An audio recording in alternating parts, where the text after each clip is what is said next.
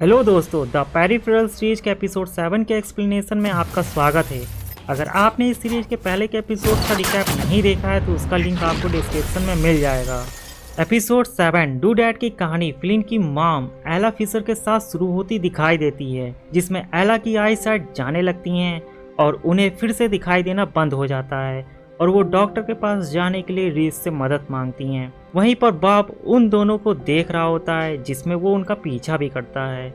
दूसरी ओर फ्यूचर में इंस्पेक्टर एंसली उन 3 एआई पेरिफेरल्स को उनके ऑपरेटर्स के साथ अपने साथ ले जाने के लिए लैब से बोलती है ताकि वो उनसे इन्वेस्टिगेशन कर सके, जिसमें फ्लिन विल्प को भी साथ में चलने के लिए कहती है ताकि वो कंफर्टेबल महसूस कर सके। दूसरी तरफ रीस एला को लेकर डीडी के पास आ जाता है। वहीं दूसरी तरफ टॉमी ग्लैडी से अपनी कार एक्सीडेंट के बाद वहां से लाए गए एविडेंस के बारे में पूछता है, जिसमें ग्लैडी उसे अपने घर जाने और आराम करने के लिए कहती है और टॉमी के जबरदस्ती पूछने पर ग्लैडी उसे बताती है कि तुम्हारी टूटी गाड़ी के अलावा कोई भी एविडेंस जमा नहीं हुआ, ना कोई गन, ना तुम्हारा गैजेट, ना ही हमें कोई बुढ़ा मिला, बस तुम और तुम्हारी टूटी हुई गाड़ी मिली। फिर टॉमी इस इंफॉर्मेशन के साथ वहां से निकलता है। दूसरी ओर फ्यूचर में एंसली उन 3 एआई पेरिफेरल्स को मेट पुलिस के ट्रेनिंग सेंटर में ले आती है, जहां पर वो बर्टन और कॉनर की एबिलिटी टेस्टिंग के लिए 8 फ्लोर वाली बिल्डिंग बना के तैयार करती है। फिर एंसली की असिस्टेंट बीएट्रेस उन दोनों को लेकर उस बिल्डिंग की ओर बढ़ती है और उस बिल्डिंग में दाखिल होने के बाद उनकी फाइट क्वाइट से होती है, जिसमें इसी तरह उन्हें क्वाड से लड़के बिल्डिंग की आखिरी फ्लोर तक पहुंचना होगा, जिस पर उन्हें सरप्राइज भी दिया जाएगा, ऐसा बीएट्रेस उन दोनों को बताती है। अब सीन शिफ्ट होता है और पास्ट में टॉमी उस फ्यूचर वाली कार की छानबीन करता है, जिसके अंदर उसे वही सोनिक गन मिल जाती है। तभी उसे जैकमैन की कॉल आती है, जिसमें वो उसे एक मुसीबत बताते हुए उसे तुरंत कॉर्वेल के घर पहुंचने के लिए बोलता है।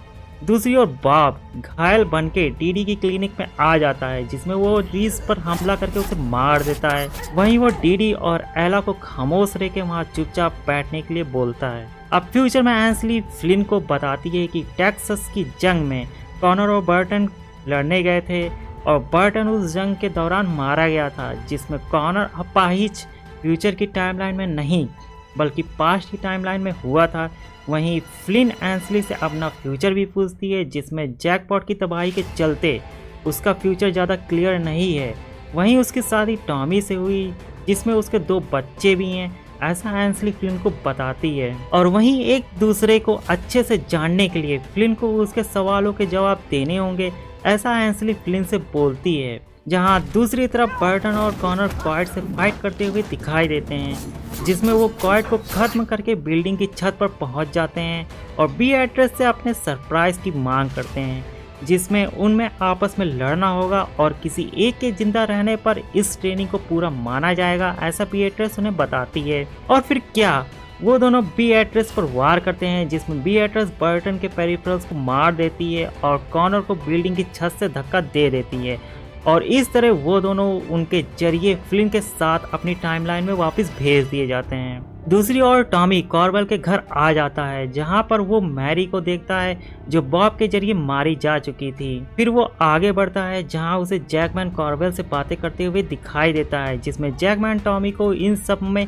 बर्टन को फंसा देने वाला प्लान बताता है और वो टॉमी से बर्टन और फ्लिन को कॉर्वेल के पास ले आने के लिए बोलता है, जिसमें इस चीज के लिए टॉमी तैयार नहीं होता। वहीं जैकमैन टॉमी को धमकाते हुए उससे बोलता है कि अगर उसने ऐसा नहीं किया तो उसे अपनी नौकरी से हाथ धोना पड़ सकता है और जहां उस पर चार्जेस भी लगाए जा सकते हैं। फिर सीन शिफ्ट होता है और फ्यूचर में बीएट्रेस एंसली को बर्टन और कॉनर की हुई ट्रेनिंग का रिजल्ट दिखाते हुए उससे बताती है कि आप देख सकती हैं उन्होंने बहुत कम वक्त में अपनी ताकत और काबिलियत साबित कर दी। इनका विजुअल और हियरिंग कोऑर्डिनेशन कमाल का है। ये नजर और आवाज से एक दूसरे के इशारे समझ जाते हैं। फिर सीन यही कट होता है और बॉब को दिखाया जाता है, जो वहीं बर्टन और फ्लिन के इंतजार में रुका था क्योंकि वो उन्हें मारना चाहता था। वहीं एला के पूछने पर कि वो उसके बच्चों को क्यों मारना चाहता है, जिसमें अगर उसने उन दोनों को नहीं मारा तो उसकी बेटी मारी जाएगी। ऐसा बॉब उसे बता के चुपचाप अपनी जगह बैठे रहने के लिए बोलता है। वहीं बर्टन और फ्लिन तेजी से उनकी ओर बढ़ते हुए दिखाई देते हैं, जिसमें लियोन रीस से सिंक नहीं हो पा रहा था क्योंकि रीस बॉब के जरिए मारा जा चुका था। दूसरी ओर फ्यूचर में एंसली से मिलने चेरिस वहां आई होती है और एंसली के पूछने पर कि वो यहाँ क्यों आई है, जिसमें उसकी एक चीज को चुरा लिया गया है और वो उसके मुआवजे के लिए वहां आई है, ये बोलती है।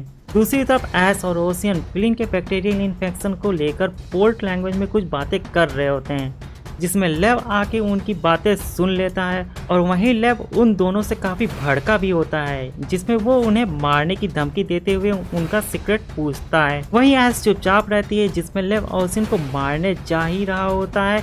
तभी एस अपना राज खोलती है, जिसमें अलीटा ने बर्टन को हायर करके आरआई की इंफॉर्मेशन उसके हैप्टिक इम्प्लांट में डाल दी ताकि वो फाइल्स स्टब में ही रहें और किसी को इसके बारे में पता ना चले। पर वहीं एक गलती हुई, जिसमें बर्टन के पेरिफेरल को फ्लिन ऑपरेट कर रही थी और फ्लिन में हैप्टिक इम्प्लांट ना होने के कारण हेडसेट ने उन फाइल्स को एक बैक्टीरियल डीएनए में बदल दिया जो उसके दिमाग पर हावी हो रहा है, ऐसा एस लेब को बताती है। और वो लेब को ये भी बताती है कि जो फाइल्स फ्लिन के माइंड में एक बैक्टीरियल इन्फेक्शन के रूप में हावी हो रही हैं, उन्हें वो निकाल के नियोप्रिम्स यानी अलीटा को दे देगी ताकि वो इस दुनिया को तबाह करके फिर से नए सिरे से शुरू कर सके। जहां एस का दोबारा उसे धोखा देने पर वो उसे मार देगा, ऐसा लेब उससे बोलता है। वहीं लेब को उसका कुछ प्लान अच्छा लगता है, जिसमें वो उसे इस पर काम करने के लिए बोलता है। फिर सीन शिफ्ट होता है और चेरिस एंसली को अपने चोरी हुए डेटा के बारे में बताती है, जहां इस डेटा को मशीनों का न्यूरल एडजस्टमेंट मैकेनिज्म बताया गया है जो उनकी टेक्नोलॉजी का सबसे सेंसिटिव पार्ट है। और जहां चेरिस का कहना है कि फाइल्स को चुराने वाली उसी की एक एम्प्लॉय अलीटा थी, वहीं उस जगह लैब के एसोसिएट यानी विल्फ की मौजूदगी ये साबित करता है कि इस चोरी में क्लेप्ट भी शामिल हो सकता है। वहीं चेरिस को लगता है कि उनका टारगेट उस मैकेनिज्म को हैक करके उसका गलत इस्तेमाल करने वाला है, जिसमें ये डाटा अगर क्लेप्ट के हाथों में लग गया तो तबाही पक्की है, ऐसा चेरिस एंसली से बोलती है। जिसमें चेरिस एंसली को लैब के साथ साथ जुड़े हर उन शख्स को मार डालने का ऑर्डर देकर वहां से निकलती है। दूसरी ओर पास्ट में बर्टन वहां पहुंच जाता है और अपनी गन की मदद से उन्हें देखता है, जिसमें उसे 3 वार्म बॉडी और एक ओल्ड बॉडी दिखाई देती है जो रीस की थी। पर उन्हें समझ नहीं आ रहा था कि उन तीनों में कातिल बॉब कहाँ बैठा है, जिसमें लियोन रीस से हैप्टिक सिंक करता है, जिस पर रीस की बॉडी हिलती है। वहीं बॉब को लगता है कि रीस अभी भी जिंदा है, जिस पर वो उससे गोली मारने के लिए अपनी जगह से उठता है, जहां बर्टन को अपना टारगेट समझ आ जाता है और वो बॉब को शूट करता है, फिर अंदर आके उसे मार देता है। खेल खत्म। दूसरी ओर टॉमी भी जैकमैन की बातों से काफी डिप्रेशन में आ जाता है, क्योंकि वो बिना किसी सबूत के वो मैरी के मर्डर में फिशर्स को नहीं फंसाना चाहता था। इसलिए वो वहीं सोनिक गन के साथ वापस जैकमैन के पास जाता है, जिसमें वो जैकमैन को मार देता है,